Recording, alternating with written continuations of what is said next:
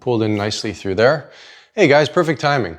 We're just in the process of assembling this rear quarter panel section on the 40 Ford. So we've got this panel on, we've got everything clamped in place. I started hemming the front edge. We're getting our 3/16 gap through here. A little tight at the bottom, that needs to be adjusted. Now I don't know if you guys can see on the camera, but our curvature is a little bit off as compared to what we have on the door. This radius happens in this area up in here and then flattens out. We need to actually bring this radius down into here so it matches up with the door panel. It ended up being wheeled up a little bit high, not a problem. I anticipated the bottom coming down a bit more, but everything else is sitting where it needs to be. And well, we're gonna have to just readjust that just a little bit. Now I've started working on these front fender sections. I'll bring you in for a closer look. We wheeled up these pieces earlier, you saw that, and they look good, but now we're actually fitting to the buck precisely. And you might notice that when I get the rear fender section on later, the reflections aren't traveling or tracking through the panel perfectly. There's a bit of waviness through them. So we're gonna have to go back to the wheel, adjust that curvature just a bit. It doesn't take much, but we need to adjust it so that the reflections track properly. And what I've done right now is I've taken and scribed this rear edge of this piece to this larger section. I've indicated, this is sitting a little bit high yet, but I've indicated where this needs to roll down and up underneath for the lip here.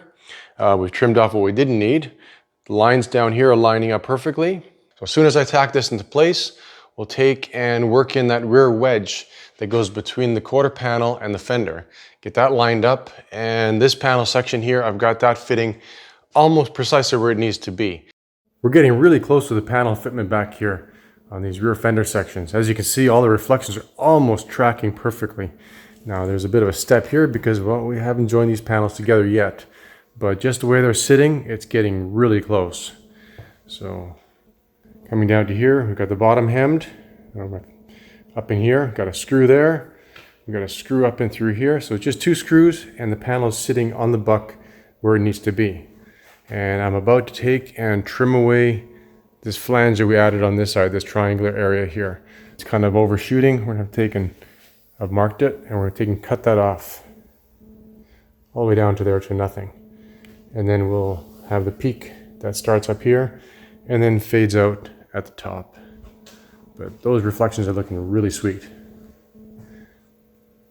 So let's get that trimmed off and then we'll discuss a few things in terms of something that's missing right about here. Okay, so I'm just about to take and cut away this excess material here off of this inner fender flange. And that'll be creating our joint, our perfect joint between this outer piece and this inner triangular piece. So just a matter of sneaking in here. Hopefully it won't cut off too much. Always creep up to it.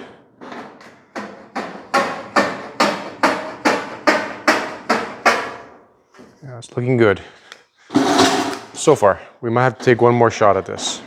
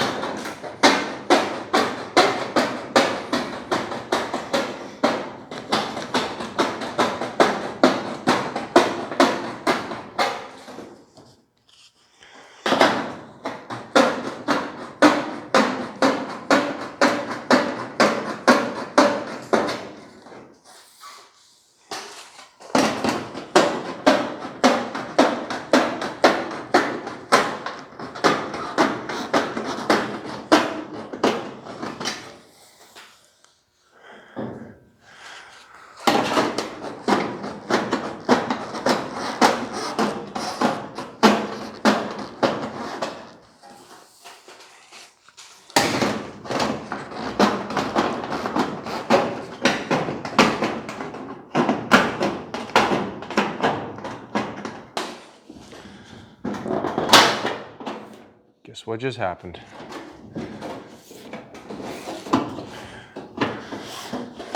Okay, that's all looking really nice.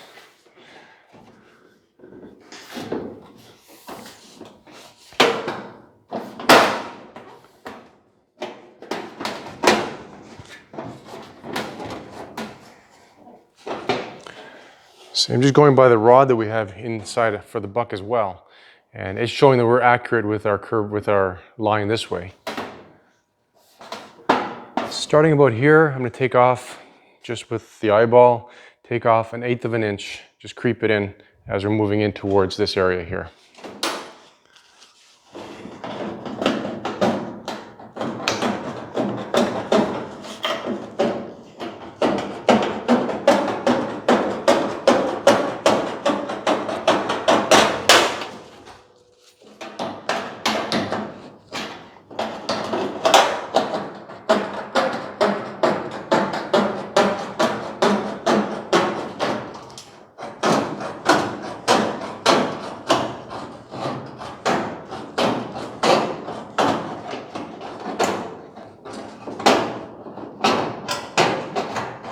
I have a small tack up here holding this flange, so I'll take the cutoff wheel, just take and remove that, and we should be sitting exactly where we need to be.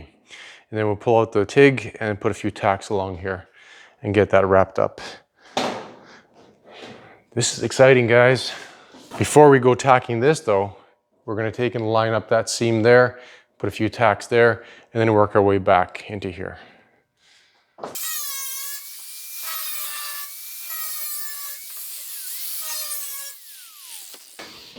Okay, time to put a few tacks on this. I think we're ready for that. Let's get in for a closer look here. See what I was talking about in terms of fitting all the panels together here at the back. So, hey, hi. So we have this joint coming together perfectly all the way up. A few little bumps this way, but in terms of a straight line that way, that's worked out really well. And check out those reflections. That's really sweet. So we need to bring up this area here yet. There's a little bit of work involved. Take and plenish these welds up and then go through, split the difference with some more tacks, make sure nothing moves, and final weld everything. In the front area here, you can see the same thing. It's all come together very well. And all of our witness lines are lining up. And then this edge here around the wheel arch, that'll get rolled over last. I've started rolling the bottom edge. I can't quite get into the corner there because the frame table is in the way. We'll have to work in with a slapper and a few other tools to kind of finish that off. And then this back corner has to be finished off as well. Tucked down. You know, there's about 8 feet of welding just around the fender area there. Another foot there, 3 feet there. So that's going to take a lot of hours.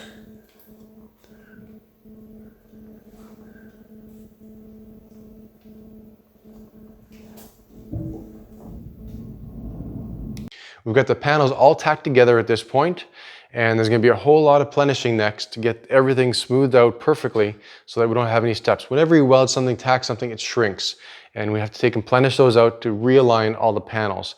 You probably see in the reflections from your perspective, there's a bit of a jog through here. That'll be corrected once this is plenished out because this panel is actually sitting a bit higher than that panel there. And the same for this curvature here. There's a few little high spots here. We have to work all that out until we have a nice, smooth, consistent surface. Take a straight edge here, and you can just curve it over that. And you probably won't see from your perspective because it's so small. We have about a 1/8 dip there and a 1/8 dip in this area here. So we'll work all that out, smooth it out, and TIG weld the whole panel up. Now that brings us to another little, not an issue, but another little thing we have to deal with. And that's how we fuel the car up. If you recall, there's a fuel neck in this area. I did make a note exactly where it is. We have to punch a hole there and basically install a fuel door. I'm really not too keen on filling up your hot rod from within the trunk compartment because if you ever drip a little bit of fuel, it does happen and you're gonna be smelling that on your whole trip and it won't be too pleasurable. If we put it in the back somewhere, outside, under the license plate, it'd be too low to fill up and it just wouldn't work properly. So here you maintain your whole original OEM fuel system and fuel cap so the emissions are all maintained and we can install it on the outside. So this is the Mustang housing that we had and you can see how large it is. It's huge and to fit this in there, it's not going to be appropriate. And we have the fuel door. It's really nice, but again, it's too large. And that brings us to this piece here that we found. And coincidentally, the curvature of this door matches the curvature of that fender exactly. If you have this vehicle, you probably guess what it is. I'm not going to tell you. And 99% of the people that ever look at this will never know that it came from a different car. It'll look like it was made for this. So this housing sits in from behind, mounted from behind, and this door will get mounted into the housing, and everything will be gapped. We won't have a finger hole to pick it up. It'll be a nice consistent edge, and we'll have this little solenoid that releases the door, just like a modern car. So, gonna put it out to you guys in case I'm missing something here. Maybe we could put this door somewhere else. I know it's a shame to cut into the fender, but like I mentioned, the thought of having fuel dripping inside your trunk if you ever fill it up, when you fill it up, that's not a great thing either. Put it down in the comments. We'd like to hear from you guys. So that's gonna wrap it up for this episode. I hope you enjoyed the whole process of us joining up this quarter panel. This is a huge step forward. This is basically a quarter of the car finished, almost, joined together. I like to consider it finished, but we still have a lot of welding to do. So we're gonna be doing that next. And well, see you guys next Friday. Take care.